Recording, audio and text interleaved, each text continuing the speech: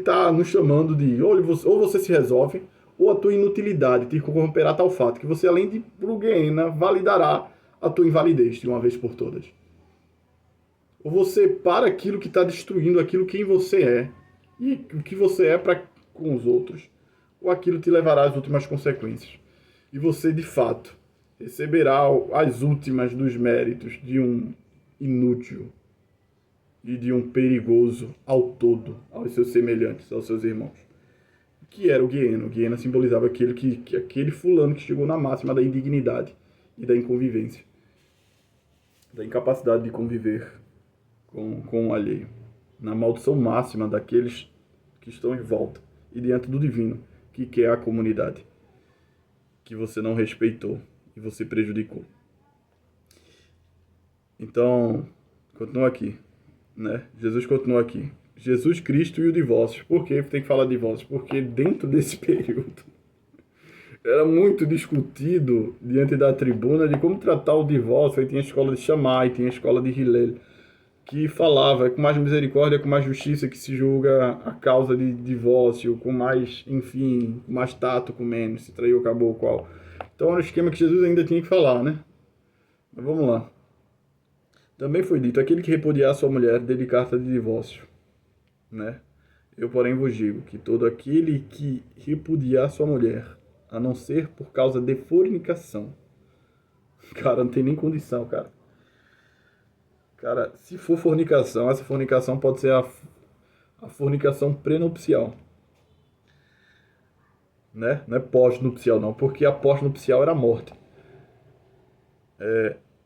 Torna-a adúltera e que se casa com a repudiada comete adultério, né? Veja que louco. Então, tipo, a repudiada é que esse padrão de lei tem um bocado de coisa aqui para se resolver. Tinha muito judeu que estava dando carta de divórcio, outros não estavam, mas queria conviver assim, deixava a mulher repudiada e às vezes começava a crescer uma família, deixava a mulher abandonada, ou então dava a mulher e tal, mas não queria assinar a carta de divórcio, a mulher às vezes fugia, acontecia de conviver com outro cara, ele também queria dar uma de misericordioso, nem atrás da mulher, e o outro cara em outro lugar, em outra cidade, convivia com aquela mulher e ficava nessa coisa assim, de parada 4. Parece que para você devolver a mulher o divórcio, você tinha que pagar o negócio, se eu não me engano. Mas vamos lá. Além disso, ouviste o que foi dito aos antigos. Depois, é porque isso aqui é muito profundo, essa parte do divórcio. Eu vou pular ela pra... Eu tô falando de uma forma tão simples, que eu sou digno de qualquer confusão que se fizer diante disso. Mas é muito profundo, eu poderia explicar muito melhor. Mas depois, não agora. Além disso, ouviste o que foi dito aos antigos. Não jurarás falso, mas cumprirás para com o Senhor teus juramentos. Eu, porém, digo, não jurareis de maneira alguma, nem pelo céu, que é o trono de Deus, e nem pela terra, que é o estrado de seus pés, nem por Jerusalém, que é a cidade do grande rei. Nem jurarás pela tua cabeça, porque não podes tornar branco ou negro um só cabelo. Sede, porém, vossa palavra sim, sim, não, não. Pois o que se acrescentar a mais procede do maligno. Isso aqui é terrível, velho. Terrível. Viva a verdade sem subterfúgio de reforço de validez. Porque o juramento é interessante, né? Mas jurar, Jesus está levando as últimas consequências. Recorrer ao juramento é reconhecer que sua palavra não está bastando. Mas, enfim, ele está falando de uma forma que é horrível. Porque se você pode estar a par do erro, e para Jesus até já é uma pá de erro, não tem nada que é teu. Jurar tem que ser por algo quando o juramento é válido, daquilo que está sob teu domínio. E o que é que está sob teu domínio? Meu domínio está de eu fazer algo ser verdadeiro, sim ou não, conforme aquilo que eu venho agindo, venho fazendo.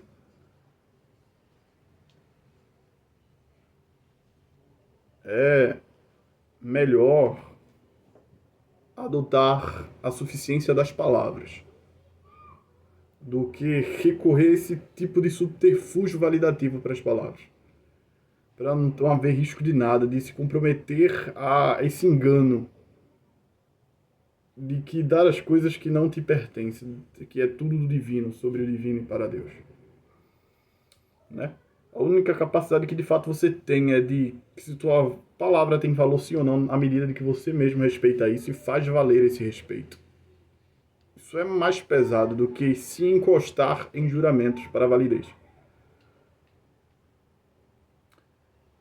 E aqui, o amor pelos inimigos. Cara, isso aqui é interessante. Eu acho que eu vou ter que parar a gravação, mas velho, eu vou resumir aqui de forma rápida. Ele fala assim: olho por olho, dente por dente, ouvisto pelos antigos isso. Né? Ele vai aqui. Eu, porém, vos digo que não existais ao perverso, mas a qualquer que te bater um lado do rosto, voltar-lhe o outro também. Né? O que queira demandar contigo a tirar-te uma túnica, também vai a capa, etc. E pá. Enfim, Jesus primeiro denota o cara como perverso, o opositor, né? Então é um cara que vai na intuição realmente de prejudicar. Eu acho que tem uma palavra para isso, porque os termos hebraicos estão. É uma palavra que vem para aquele que vem para te prejudicar, te acusar e te tirar as coisas. Em hebraico ela pode ser vista como le satan no ha satan, né? Que vem a palavra Satã, Satanás, né? Shaitan, pode ser assim também, dependendo do que. E tal. Então, mas não era Satanás, era a pessoa em si. E pode ser o perverso, pode ser traduzido como, já que vem daquilo que de perverter, né? O verter vem para aqui, o cara quer o oposto. Então o cara está em posição a você. Pode significar isso. Também esse negócio de perverso. Perversar. O verso é uma mão, ele quer ir contra, ele está indo contra você. Ele continua aqui. Não obrigue a levar, sei lá, quando alguém ali obrigar a andar uma milha, vai com duas. Quando pedirem uma capa, a tua túnica dá a capa. Aquele que tiver de pedir emprestado, não resista e tal, enfim, de forma final. Ele vai falar sobre uma série de coisas. No final ele vai dizer assim. Mas claro, veja, o contexto é aqui. Não morreu o resto do contexto anterior. É de que se você tiver devendo à justiça, você vai ter que pagar. Esse é o contexto. E ele fala aqui, olha, olho por olho, dente por dente. Eu, porém, vos digo, não hesitais ao perverso, resistais. Ou seja, cara, é porque esse termo perverso não tá bom. Eu vos digo, qualquer que te bater ao lado do rosto, voltar-lhe também o outro. Você, quando está sofrendo essas coisas aqui, você é digno de sofrimento. Porque o contexto é de quem deve a lei. E se você deve pagar as contas. Então, quando você falava indignamente no tribunal, dava mau testemunho e precisava ser corrigido diante do tribunal, e você estava errado, não era você ter a soberba de continuar. Era você, então, fala assim, não, é uma tapa, ter duas, tá ligado? Aí você vai, Jesus, por exemplo, ele fala uma coisa que para os outros é indigna, ele é esbofeteado. Ele fala assim, olha o que Jesus fala, velho. Se eu falei errado disso, onde eu errei. Mas se falei certo, porque tu me batesse. Tipo, ele não proíbe, ele não acha uma coisa extrema contra tribunal o esbofeteamento gratuito. Não, parece que é uma coisa que existe lá. Tá ligado? Mas ele fala assim, vê se eu sou digno disso. Tá ligado? Então, prova se eu sou digno disso. É isso que ele fala. Aí, qualquer que dá a capa e tal, etc. Enfim, penhores, isso aqui é coisa de tribunais, né? O cara, se tá devendo, o cara quer, olha, meu irmão, eu quero tua túnica pra penhorar aquilo que tu tá me devendo.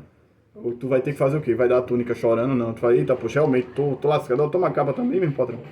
Pra se resolver perante a lei. Aí ele vai falar assim, qualquer um que te te obrigar a andar uma milha, vai com ele duas, né? Aí porque isso aqui mal se fala, a galera atribui isso a um modelo de que os romanos obrigavam os judeus a andar recarregando peso, também pode estar associado, mas também tem uma parte passiva executiva da lei que fazia você andar publicamente se humilhando por você ter feito algo de vergonhoso, ou estar devendo, ou tal, etc, expositivamente para você passar a vergonha, né? É uma forma penitente da lei. Para você passar a vergonha, você ser reconhecido, ser massacrado dentro da sociedade. Em alguns casos você era molestado antes e mostrava-se as costas molestada, né? Parece que é um caso parecido de João e de Pedro lá, publicamente. E do porquê você tinha cumprido a pena tinha cumprido de você, etc. Pra você mostrar a todos. Aí você vai assim, não, pô, realmente sou digno disso, bora andar 2 milhas aqui, bora andar pra cá, você vai ter que andar esse aqui, o quarteirão não, 2 campos, 2 enfim, dois negócios e tal, etc e pá, você vai vindo. Enfim. Aí ele vai falar sobre muita coisa, assim, ó, o visto foi dito, amarás teu próximo e aborrecerás teu inimigo. Não sei nem onde que tem isso muito. Mas eu, porém, vos digo, amai vossos inimigos, abençoais o que vos amaldiçoas e fazei o bem ao que vos aborrecer. Orai pelos que vos perseguem. Isso aqui é tudo em contexto de tribunal. Mas isso aqui dá para levar, sim, de fato, normalmente para o dia a dia. Mas a gente tem que lembrar do contexto principal. Para que os filhos do vosso Pai que estás no céu, que o Pai que... Perdão, eu estou vendo a oração na minha cabeça. Para que sejais filhos do vosso Pai que está no céu, que faz o sol nascer sobre os justos e os injustos, o sol e a chuva, né? E a chuva descer sobre os justos, é a mesma coisa. Os bons e maus. Aí vai. Porque se amais os que vos amam, que recompensa tereis? Que fazeis demais? Que mérito tens? Que a ideia de galardão é a ideia de mérito. A gente não gosta de falar disso não, porque a gente é tabacuda. A gente quer falar que tudo é graça. E a graça não tem nada a ver com um pouquinho do exercer do mérito. Saudeis somente o que vossos irmãos...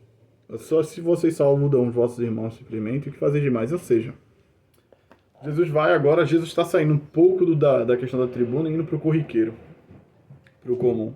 Ele fala assim, olha, quando vocês só fazem o esperado, vocês só são a reação daquilo que é feito convosco, do mal que é feito convosco. O que vocês fazem demais? O que vocês acrescentam à situação?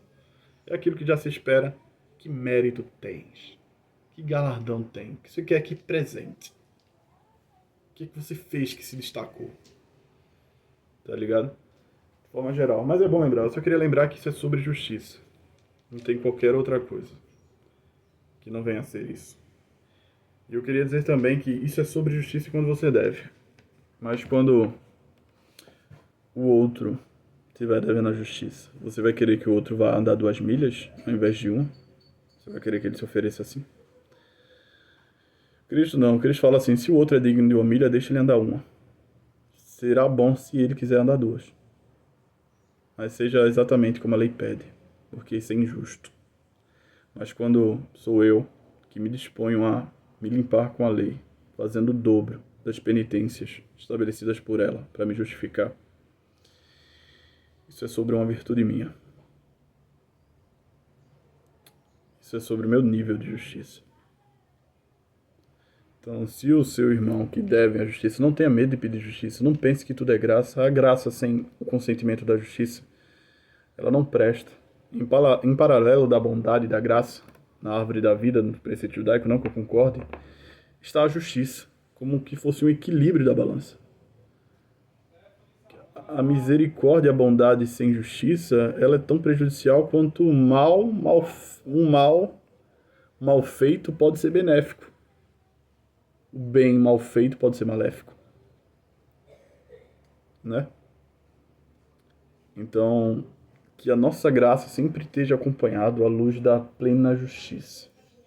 E que a nossa justiça sempre esteja acompanhado à luz plena da nossa bondade. Mas um tripé não se sustenta faltando uma coisa com a outra, se deixando só com os 2 pés, né? Então que a sabedoria de Deus, a misericórdia e a sua justiça esteja conosco, em equilíbrio de tudo, em nossa sustentação. Fique na paz. E deixa eu botar aqui, é melhor assim.